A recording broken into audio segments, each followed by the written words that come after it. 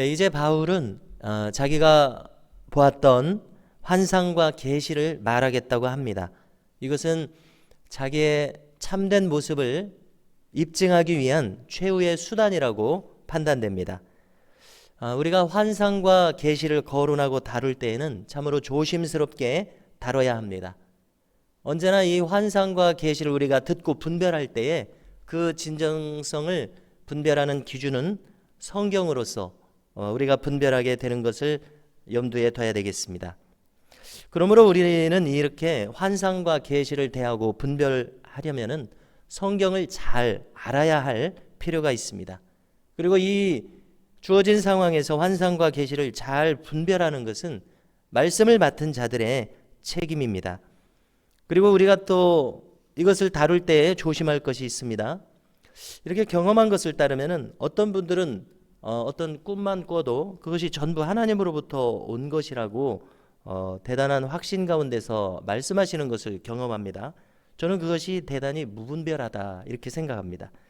우리가 성경을 보더라도 어떤 환상이나 계시나 신유의 능력이 매일같이 이렇게 일어나는 것이 아니었습니다.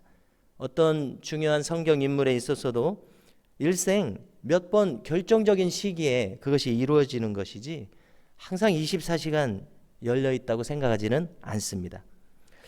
그런데 이제 어떤 분들은 꿈을 꾸기만 해도 그것이 전부 하나님의 계시가 되어서 자기 주변과 또 교회 전체에 대한 계시라고 말씀하시는 경우를 보는데요.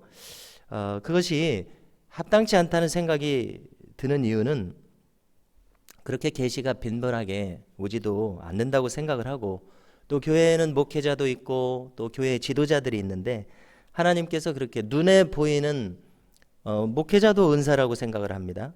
눈에 보이는 그 뚜렷한 은사와 질서를 무시하고 어떤 개인에게 교회를 흐트러뜨리는 하나님 자신이 세우신 질서를 흐트러뜨리는 그런 계시를 줄 리가 없다 이렇게 생각하기 때문에 그렇습니다. 하나님이 앞장서서 계시를 남발하실 이유가 없다 이렇게 생각합니다. 그래서 저는 차라리 그렇게 혼란을 일으키게 된다면 전혀 계시를 안 받는 것이 낫지 그런 환상을 받지 않아도 얼마든지 신앙생활을 잘하지 않습니까? 네, 이것이 가지게 되는 결론입니다. 자, 그런데 이제 오늘 본문을 보면은 사도 바울은 셋째 하늘에 이끌려갔습니다. 그것은 천국을 가리킵니다. 히브리인들의 사고 방식은 하늘을 3층으로 이해했습니다. 1층 천은 우리가 눈에 보이는 푸른 창공입니다. 2층 천은 우리가 푸른 창공을 넘어서면 우주로 가게 되죠. 별자리가 있는 칠흑같이 어두운 우주를 가리킵니다.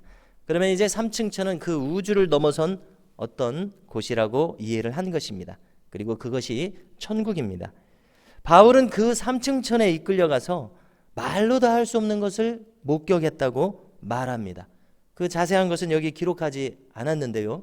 우리가 그 자세한 것은 이렇게 비슷한 환상과 계시를 본 분들을 통해서 짐작할 수 있습니다. 우선은 모세 시대의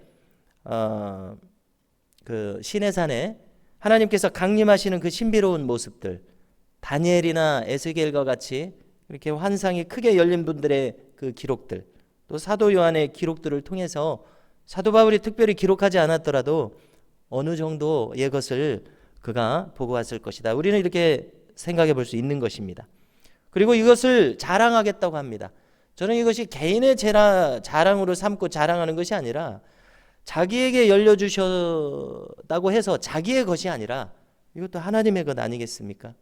하나님의 것이니만큼 이것을 만천하에 복음을 전하듯이 전할 만하다. 복음에 입각해서 자랑할 만하다. 이렇게 이해가 됩니다. 그러나 자기 개인을 위해서는 자랑하지 않겠다고 오늘 본문에서도 말하는 것을 알 수 있습니다. 현실의 자기 모습에 대해서는 자랑하지 않겠다. 이렇게 말합니다. 그리고는 약한 것을 자랑하겠다. 이렇게 말합니다. 현실에서는 약한 것을 자랑하겠다. 그 약한 것이라고 하는 것은 7절에 있습니다. 자기도 그것이 얼마나 자기를 쓰라리게 만드는지 사탄의 사자다. 이렇게 말합니다. 자기 몸에 있는 이 가시가 사탄이 준 것이다. 이렇게까지 말하는 것은 그것이 너무나 자기에게 괴로움을 주는 약점이었기 때문에 그렇습니다. 자, 그런데 약한 것을 자랑하느냐, 어떤 대단한 것을 자랑하느냐 무엇을 자랑하느냐가 문제가 아니라 왜 자랑하느냐가 문제가 됩니다. 왜 그러냐면 바울이 말하듯이 그렇게 약한 데서, 자기의 약점에서 하나님의 능력이 나타나더라는 것입니다. 그 약점 때문에 하나님을 의지하게 하고 하나님의 능력이 뚜렷하게 나타나도록 하는 통로가 되기 때문에, 즉 하나님의 역사가 그것을 통해서 나타나기 때문에 그 약점을 자기는 자랑하겠노라고 말합니다. 그렇게 되면은 그 약함이라고 하는 것은 더 이상 약함이 아니고 주님과 교통하고 주님의 능력을 나타내는 그 수단과 매개체, 통로가 되는 것을 알 수 있습니다. 그렇기 때문에 자랑하겠다고 합니다. 특별히 이 어떤 학자들이나 설교자들은 이 바울이 가지고 있는 사탄의 가시라고 하는 것이 어쩌면 바울의 간질병일 것이다, 이렇게 좀 상당히 확신하면서 말하는 것을 들어봤습니다. 왜냐하면은 이 간질병이라고 가정했을 때 어떤 상황을 말할 수 있냐면, 한 번은 설교 중에 바울이 간질의 발작을 일으켜서 정말 그 좌중에 있는 모든 사람들이 놀랄 만한 일이 벌어졌다는 것입니다. 그래서 그것이 여러분들을 시험할 만한 것이었다고 이렇게 설명을 합니다. 자, 우리도 상상을 해봅니다. 이렇게 말씀을 전하다가 말씀을 전하는 분이 넘어져서 발작이 일어났습니다. 얼마나 깜짝 놀랄 만한 상황입니까? 더더군다나 말씀을 전하고 있었기 때문에 저 말씀이 정말 하나님의 말씀인가 하는 그런 시험을 줄 정도의 그런 상황이 될 수도 있지 않겠습니까? 자, 우리가 갈라디아서 4장 14절을 읽어드리는데요. 너희를 시험하는 것이 내 육체에 있으되 이것을 너희가 업신여기지도 아니하며 버리지도 아니하고 오직 나를 하나님의 천사와 같이 또는 그리스도 예수와 같이 영접하였도다라고 갈라디아에서 이렇게 말합니다. 그러면 이제 사도 바울의 사탄의 가시라고 하는 것이 어떤 분들은 안질이라고 하기도 하고 다른 질병이라고 하기도 하는데, 시험을 줄 만한 것은 간질병이 유력하다고 우리가 말할 수 있을 것 같습니다. 자, 그런데 갈라디아 교인들은 그러한 연약한 모습을 다 받아들여주고 이해했다고 합니다. 자, 그것은 하나님의 은혜가 그 현상보다 더 크기 때문에 그랬으리라고 짐작을 해봅니다. 바울은 이것이 자기에게서 떠나가기를 3번이나 구했습니다. 그러나 하나님의 응답은 무엇이었습니까? 9절에 보니까 내 은혜가 내게 족하도다 말씀하셨습니다.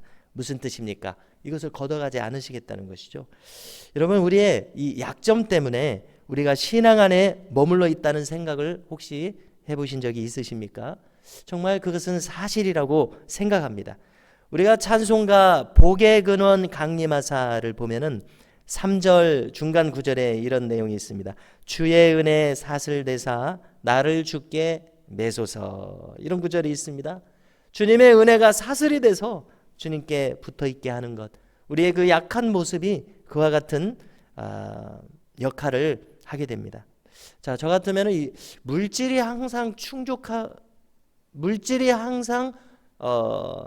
많지 않은 것 때문에 내가 신앙 안에 머물러 있다는 생각을 가끔 했습니다. 자세한 것은 이 시간에 나눌 수 없고 간단하게 이렇게 나누게 되는데요. 이 약점을 통해서 우리가 항상 은혜 안에 머물러 있고자 하게 된다는 것입니다. 그래서 주님이 말씀하신 것처럼 내 은혜가 내게 족하도다. 그래서 바울이 말합니다. 내가 약할 그때에 강함이라. 우리도 마찬가지 고백을 할 수 있기를 바랍니다. 내가 약할 그때에 강함이라. 그래서 10절을 보니까 바울은 기뻐합니다. 이 약한 것들, 능욕을 받을 때, 궁핍할 때, 박해받을 때, 곤고할 때, 그러한 역경들 때문에 더 하나님을 찾게 되니까 그것을 기뻐한다고 말합니다. 자, 이제 오늘 나누는 말씀 마지막으로 12절을 보니까 자기가 이런 것들 때문에 사도의 증표가 된다고 말하는 것들이 있습니다. 첫 번째로는 모든 참음입니다. 자, 첫 번째 사도된 증표가 모든 참음이라고 하는 것이 참 특별하게 다가오지 않습니까? 모든 것을 참는 능력은 그가 오직 참된 모습을 가지고 있기 때문에 가능할 것입니다. 고린도 교회를 개척하면서 또는 여러 가지 복음을 전하는 과정 가운데서 수많은 어려움이 있다고 이미 기록했습니다. 그런데 그것을 견딜 수 있는 능력은 어디서 나겠습니까? 그가 바로 참되게 하나님과 연결돼 있기 때문에 그 모든 것을 견딜 수 있는 능력이 거기서 온다고 믿습니다. 자, 그러므로는 표적과 기사와 능력을 행한 것을 사도의 증표로 대고 있는데요. 모든 것을 견디는 그 능력을 맨 앞에 앞세웠다는 것이 참 특별하게 생각됩니다. 자, 오늘 나눈 말씀을 통해서 우리가 꼭 기억했으면 하는 말씀은 이것입니다. 우리의 약점을 통해서 하나님의 강하심이 나온다는 사실입니다. 그렇기 때문에 내 은혜가 내게 족하다고 바울에게 말씀하셨던 그 주님의 은혜가 우리 가운데도 머물러 있는 것을 꼭 기억하실 수 있기를 바랍니다. 오늘도 이미 충분한 은혜와 능력이 우리에게서 하나님으로부터 역사하시는 것을 믿으시면서 힘있게 살아가시는 이 하루가 되시기를 주님의 이름으로 축복합니다.